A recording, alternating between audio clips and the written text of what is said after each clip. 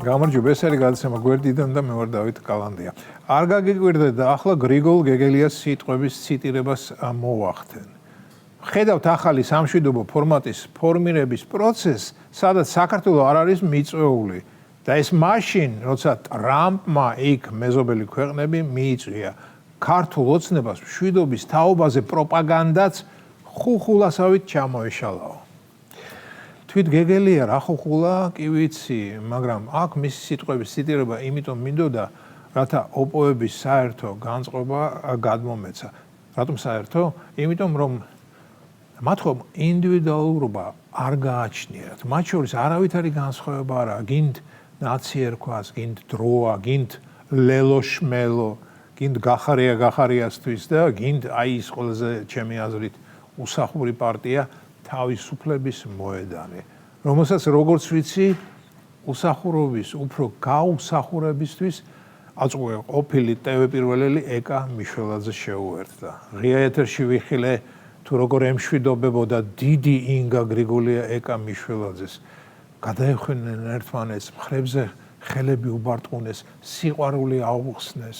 ალბათ მერეკულისებში გრიგოლიამ ბევრი იტირა კიდეც. არა, მგონი შევსდი გრიგოლიას სტილი ღია ეთერში უყვარს, რათა თელმა ერმა და ბერმა თავის ტყავზე იგრძნოს თუ რამ გრძნობიარე ადამიანი ყავთ ტევ პირველელებს.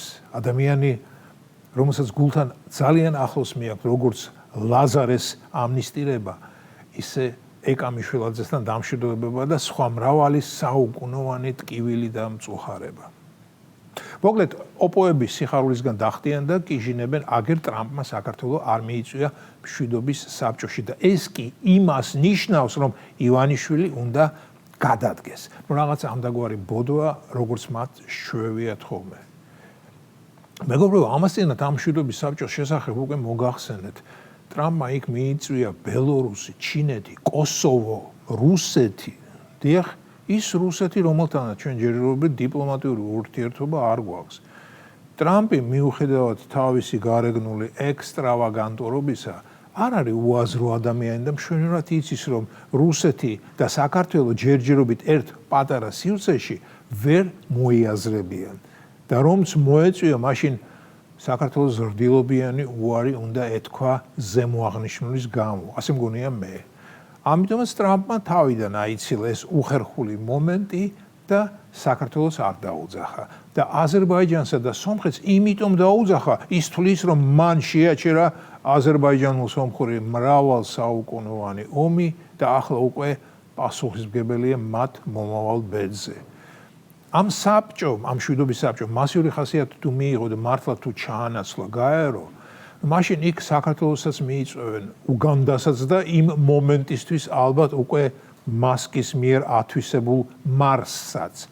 თუმცა მე მაქვს კითხვა, რა საჭიროა ერთი მკვდარი ორგანიზაციის, რასაც დღეს გაერო წარმოადგენს, მეორედ ჩანაცვლება. ვითომ ამ შემთხვევაში შესაკრებთა განადანცვლებით ჯამი შეიცვლება? არ ვიცი. ბარემ თუ რაღაც სიახლე გინდა იმ ძველი ორგანიზმის, ანუ გაეროს რეორგანიზაცია ადგილზევე მოახდინე და იმუშაოს თუ კი ამის ძალადაღობა ექნება. ესე იგი წარმოიდგენია გაეროელები ახლა რას ნერვიულობენ. გაეროს სამდივნო შტატში 37,000 ადამიანზე მეტი მუშაობს. ყველას კარგი ხელფასი და უფასო მობილური აქვს და ამ დროს მათი მუშაობა არის, ჩემი აზრით, სრულიად ნომინალური, ანუ არაფრის მომცემი. ნომინალური კი ეძახე, მაგრამ პატივისცემა და შემოსავალი კი აქვთ ოხრად. და უცებ ერთ მშვენიერ დღეს ეს ყველაფერი მათ რომ დაენგრათ, ხომ წარმოგიდგენიათ. ისე კი მე ამ დედამიწის რიგით მაცხოვრებელს მაინტერესებს, რას აკეთებს გაერო ამ ბოლო 25 წლის განმავლობაში. უბრალოდ რა ქმედითი შედეგი დადო გაერომ ამ ბოლო 25 წელში, ანუ ამ ახალ საუკუნეში. მე არ ვარ გაეროს მუშაობის სპეციალისტი, გადმოცემით ვიცი, რომ იმ საუკუნეში გაერონ მეტნაკლებად ეფექტური ორგანიზაცია იყო. შეიძლება ეჭვიც არ მიპარება, მაგრამ დროთა განმავლობაში ყველაფერი კარგავს თავის ძალასა და მნიშვნელობას. ამიტომაც გონი დღეს გაეროც აღარაფერია.